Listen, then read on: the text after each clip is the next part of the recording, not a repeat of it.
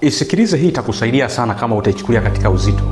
John Marcus aliwahi kusema kwamba 75% ya maisha yako unatakiwa uishi kwa kulitumia eneo lako la uwezo wako, na 20% katika eneo la kujikuza, yani growth zone.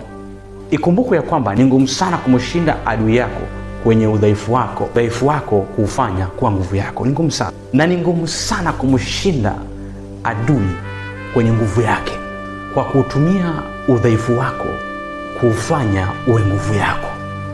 Kamwe huwezi kumshinda adui yako siku zote.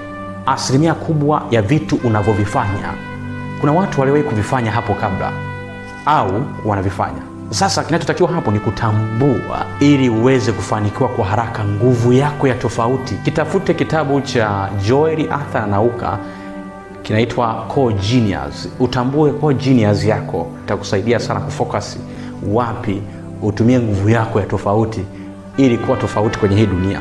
Mbingu zinatamani ubongo wako ushughulishe kila siku ili uwe wa tofauti. Hapo ndipo mwanzo wa mafanikio yako. Hiyo ndiyo nguvu yako, maana huwezi kumshinda adui yako kwenye nguvu yake kwa kutumia udhaifu wako uwe nguvu yako.